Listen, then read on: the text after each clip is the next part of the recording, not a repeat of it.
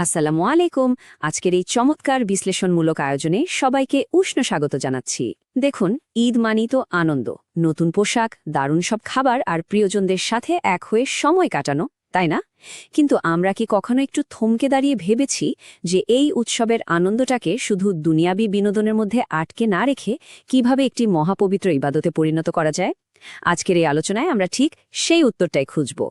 আমরা দেখব আমাদের উৎসবের প্রতিটি মুহূর্তকে আসলে কিভাবে একটা আধ্যাত্মিক এবং অনেক বেশি অর্থবহ রূপ দেওয়া সম্ভব। শুরুতেই একটা প্রশ্ন দিয়ে শুরু করা যাক, যেটা আমাদের সবাইকে একটু ভাবাবে। আমরা যেভাবে ঈদ কাটাই সেটা কি আদৌ আমাদের প্রিয় নবীজির মতো? আজ থেকে ১৪০০ বছর আগে হজরত মোহাম্মদ সাল্লাল্লাহু আলাইহি ওয়াসাল্লাম ঠিক কিভাবে তার ঈদের দিনটি কাটাতেন? তার আনন্দ প্রকাশের ধরনটা আসলে কেমন ছিল? আমরা তো বছর ঘুরে খুব ধুমধাম করে ঈদ উদযাপন করি, কিন্তু তার রেখে যাওয়া ঐতিহাসিক সুন্নাহগুলোর সাথে আমাদের বর্তমান উদযাপনের কতটা মিল রয়েছে?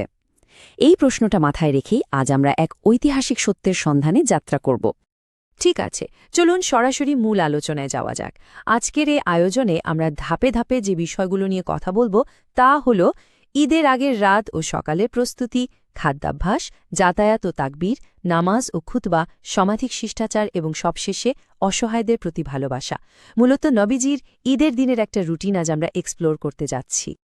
তো আমাদের প্রথম ধাপ হল রাত ও সকালের প্রস্তুতি। মজার ব্যাপার হল এই ধাপটির শুরু কিন্তু ঈদের সকালে সূর্য ওঠার পর হয় না, বরং তার অনেক আগে থেকেই হয়ে যায়। মূলত আধ্যাত্মিক প্রস্তুতি শুরু হয়ে যায় আগের রাত থেকেই, যাকে আমরা চাঁদ রাত বলে থাকি। অনেকে হয়তো এই রাতে উৎসবের আমেজে ইবাদাতের কথা ভুলেই যান, কিন্তু ঐতিহাসিক বর্ণনায় এসেছে যে ব্যক্তি ঈদের রাতে জেগে ইবাদাত করবে, কিয়ামতের দিন যখন সবার অন্তর মরে যাবে তখন তার অন্তর জীবিত থাকবে। ভাবা যায়। এরপর ঈদের দিন খুব ভোরে ঘুম থেকে ওঠা, মেসওয়াক দিয়ে খুব যত্ন করে দাঁত পরিষ্কার করা এবং সুন্নাত নিয়তে গোসল করে শারীরিক পবিত্রতা নিশ্চিত করাটা ছিল নবীজির নিয়মিত আমল। গোসলের পর আসে পোশাক আর সাজসজ্জার বিষয়টা। নবীজির কিন্তু একটা বিশেষ চাদর বা পোশাক ছিল, যা তিনি বিশেষভাবে শুধুমাত্র ঈদ এবং জুমার নামাজের জন্যই তুলে রাখতেন। তিনি সামর্থ্য অনুযায়ী সবচেয়ে পরিপাটি পোশাক পরতেন এবং খুব উন্নত মানের সুগন্ধি বা আতর ব্যবহার করতেন। তবে এখানে একটা সূক্ষ্ম ব্যাপার আছে, এই সাজসজ্জা কিন্তু কোনো অহংকার বা মানুষকে দেখানোর জন্য নয়। ইসলাম আমাদের শেখায় আল্লাহ সুন্দর, তিনি সৌন্দর্য পছন্দ করেন। তাই এই পরিপাটি হওয়াটা হলো মূলত মহান স্রষ্টার প্রতি সম্মান প্রদর্শনের জন্য এক ধরনের বিনম্র প্রস্তুতি। সকালের এই প্রস্তুতির পর আমরা চলে আসব আমাদের পরবর্তী ধাপে, অর্থাৎ খাদ্যাভ্যাস। এখানে দুটি ভিন্ন ঈদের নিয়মের মধ্যে বেশ সুস্পষ্ট এবং চমৎকার একটা পার্থক্য রয়েছে। এখন সবচেয়ে ইন্টারেস্টিং বিষয় হল ঈদ উল ফিতর এবং ঈদ উল আজহার সকালের খাবারের এই বিপরীতমুখী নিয়মটা। ঈদ উল ফিতরের দিন নামাজের উদ্দেশ্যে বের হওয়ার আগে কিছু মিষ্টি জাতীয় খাবার, বিশেষ করে খেজুর খেয়ে বের হওয়াটা সুন্নাত। এটা প্রমাণ করে যে দীর্ঘ ১ মাস রোজার পর আজ আর রোজা নেই। অন্যদিকে ঈদ উল আজহা বা কুরবানির ঈদে নামাজের আগে একদমই কিছু না খেয়ে অনেকটা রোজাদারদের মতো থাকা এবং নামাজ শেষে ফিরে এসে নিজের কুরবানির পশুর মাংস দিয়ে দিনের প্রথম খাবার গ্রহণ করাটাই হল নির্দেশিত পদ্ধতি। আর ঈদ উল ফিতরের সকালে এই খেজুর খাওয়ার ক্ষেত্রে একটা দারুণ ঐতিহাসিক তথ্য আছে। নবীজি উদ্দেশ্যপ্রণোদিতভাবে সবসময় বিজোড় সংখ্যক খেজুর খেতেন, অর্থাৎ তিনি হয়তো ১টি, ৩টি, ৫টি অথবা ৭টি খেজুর খেয়ে তারপর ঈদগাহের উদ্দেশ্যে বেরোতেন। এটা খুব ছোট কিন্তু দারুণ তাৎপর্যপূর্ণ একটা সুন্নাহ। ঘরের ভেতরে প্রস্তুতি তো শেষ, এবার চলুন ঈদগাহের পথে বের হওয়া যাক। যাতায়াত ও তাকবীর নিয়ে আমাদের এই অংশ। নবীজি মদিনায় থাকার সময়ও কিন্তু মসজিদে নববীর মতো বিশাল মসজিদে ঈদের নামাজ না পড়ে খোলা আকাশের নিচে ঈদগাহে যেতেন, আর তিনি পায়ে হেঁটেই যেতেন। তবে সবচেয়ে বুদ্ধিবৃত্তিক যে বিষয়টা, যাকে আমরা আজকের দিনে একটা দারুণ স্মার্ট সোশ্যাল হ্যাক বলতে পারি, তা হলো তার যাতায়াতের পথ। তিনি যাওয়ার সময় যে রাস্তা ব্যবহার করতেন, ফেরার সময় সম্পূর্ণ ভিন্ন একটা রাস্তা দিয়ে ফিরতেন। এর ফলে সমাজের অনেক বেশি মানুষের সাথে দেখা হতো, সালাম বিনিময় হতো, আর সামাজিক বন্ধনটা আরও মজবুত হতো। আর এই যাতায়াতের পুরোটা পথ জুড়েই কিন্তু উচ্চস্বরে তাকবীর পাঠ করতে হয়। আল্লাহু আকবার, আল্লাহু আকবার, লা ইলাহা ইল্লাল্লাহু ওয়াল্লাহু আকবার, আল্লাহু আকবার ওয়ালিল্লাহিল হামদ। মানে হল আল্লাহ সর্বশ্রেষ্ঠ, আল্লাহ ছাড়া কোনো উপাস্য নেই এবং সমস্ত প্রশংসা শুধুই আল্লাহর। ঈদগাহের দিকে হেঁটে যাওয়ার পুরোটা সময় এই মহান ধ্বনিতে চারপাশ মুখরিত করে রাখাটা ছিল অন্যতম প্রধান একটা আমল।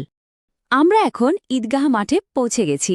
আমাদের পরবর্তী আলোচনা হল নামাজ ও খুতবার নিয়ম। ঈদের নামাজের নিয়ম সাধারণ নামাজের চেয়ে একটু আলাদা। এই নামাজের জন্য আগে থেকে কোনো আজান বা একামত দিতে হয় না। এটি অতিরিক্ত তাকবীর সহ 2 রাকাতের একটা নামাজ, যেখানে প্রথম রাকাতে 7টি এবং দ্বিতীয় রাকাতে 5টি বা মতান্তরে 6টি অতিরিক্ত তাকবীর থাকে। জুমার নামাজে খুতবা আগে দেওয়া হয় ঠিকই, কিন্তু ঈদের মাঠে ভাষণ দেওয়া হয় নামাজের একদম শেষে। আর ঈদুল আজহার ক্ষেত্রে সবচেয়ে কড়া নিয়মটা হল কোরবানির পশু জবাই করতে হবে অবশ্যই নামাজের পর। কেউ যদি নামাজের আগেই পশু জবাই করে ফেলে, তবে সেটা নিছক সাধারণ মাংস খাওয়া হবে, কোনো ধর্মীয় ইবাদত হিসেবে তা কবুল হবে না। নামাজ আর খুতবা পর্ব শেষ, এবার শুরু উৎসবের আসল আমেজ। আমরা এখন কথা বলবো নামাজ পরবর্তী উদযাপন, সামাজিকতা এবং আনন্দ প্রকাশের সুস্থ সীমানা নিয়ে। আর এই বিষয়টা চমৎকারভাবে ফুটে ওঠে সেকালের সাহাবীদের শুভেচ্ছা বিনিময়ের পদ্ধতিতে। আজ আমরা যেমন একে অপরের সাথে দেখা হলে খুব সাধারণভাবেই ঈদ মোবারক বলি, নবীজের যুগে সাহাবীরা কিন্তু বলতেন তাকাব্বালাল্লাহু মিন্না ওয়া মিনকুম, যার অর্থ হল আল্লাহ আমাদের এবং আপনাদের সৎকর্মগুলো কবুল করুন। আধুনিক প্রচলিত বাক্যগুলোর পাশাপাশি এই খাঁটি ও অর্থবহ দোয়াটি হতে পারে আমাদের শুভেচ্ছা বিনিময়ের এক অসাধারণ বিকল্প। উৎসব উদযাপনে আমাদের কিছু কাজ আপন করে নিতে হবে এবং কিছু জিনিস বর্জন করতে হবে। একদিকে যেমন পায়ে হাঁটা, গরিবদের খাওয়ানো আর পরিবারের সাথে সুস্থ আনন্দ করাকে উৎসাহিত করা হয়েছে, অন্যদিকে এড়িয়ে চলতে বলা হয়েছে অহংকার, অতিরিক্ত অপচয় এবং হারাম বিনোদন। দেখুন, ইসলাম কিন্তু কখনোই আনন্দ করতে নিষেধ করে না। ঐতিহাসিক বর্ণনায় পাওয়া যায়, একবার ঈদের দিন ছোট ছোট মেয়েরা নবীজির ঘরে ধফ বাজিয়ে গান গাইছিল। একজন সাহাবী তাদের থামাতে গেলে নবীজি তাকে বললেন, ওদের ছেড়ে দাও, আজ আমাদের ঈদের দিন। এটা প্রমাণ করে যে শালীনতার সীমার মধ্যে থেকে নির্মল আনন্দ প্রকাশ করা স্বয়ং ইসলামেরই সৌন্দর্য। এতক্ষণ আমরা অনেক নিয়মকানুন নিয়ে কথা বললাম, কিন্তু এবার আমরা প্রবেশ করছি আজকের আলোচনার সবচেয়ে আবেগঘন অংশে, সমাজের অসহায় মানুষদের প্রতি ঈদের দিনের ভালোবাসা। একটা ঐতিহাসিক ঘটনার কথা একটু গভীরভাবে ভাবার চেষ্টা করি। একবার ঈদের দিন সবাই যখন আনন্দে মাতোয়ারা, নবীজি দেখলেন মাঠের এক কোণে একটা ছোট এতিম ছেলে কাঁদছে। দয়ার নবীর হৃদয় কেঁদে উঠল। তিনি ছেলেটির কাছে গেলেন, নিজের হাতে তার চোখের পানি মুছে দিলেন এবং পরম আদরে নিজের বাড়িতে নিয়ে এলেন। তাকে নতুন পোশাক ও খাবার দিয়ে বললেন, আজ থেকে আমরাই তোমার পিতামাতা। এই অসাধারণ সহানুভূতি আমাদের শেখায় যে শুধু নতুন জামা পরা বা ভালো খাবার খাওয়ার মাঝে নয়, বরং একজন অসহায় মানুষের মুখে হাসি ফোটানোর মাঝেই লুকিয়ে আছে ঈদের সত্যিকারের এবং সবচেয়ে গভীর আনন্দ। সমাজের কেউ যেন এই খুশির দিনে ক্ষুধার্ত না থাকে, সেটা নিশ্চিত করতে মাংস বন্টনের চমৎকার একটা নিয়ম আছে। মাংসকে 3 ভাগে ভাগ করাটা উত্তম। 1 ভাগ নিজের পরিবারের জন্য, 1 ভাগ আত্মীয় স্বজনের জন্য এবং 1 ভাগ সম্পূর্ণভাবে সমাজের দরিদ্র ও অসহায় মানুষদের জন্য। এই ভারসাম্যপূর্ণ বন্টন নিশ্চিত করে যে উৎসবের দিন সমাজের প্রতিটি মানুষ একসাথে ভালো থাকবে। সুতরাং পুরো আলোচনা থেকে আমাদের মূল টেকঅ্যাওয়ে কি? এই ছোট্ট চেকলিস্ট আমরা মাথায় গেঁথে নিতে পারি। আগের রাতে ইবাদত করা, সকালে পরিষ্কার হওয়া, ঈদগাহের রাস্তা পরিবর্তন করা, সাহাবীদের শেখানো বাক্যে দোয়া করা এবং এতিম অসহায়দের মুখে খাবার তুলে দেয়া, এই ছোট্ট ছোট্ট কাজগুলোই কিন্তু আমাদের সাধারণ আনন্দকে বিশাল পুণ্যের কাজে পরিণত করবে। আমরা আলোচনার একদম শেষ প্রান্তে চলে এসেছি।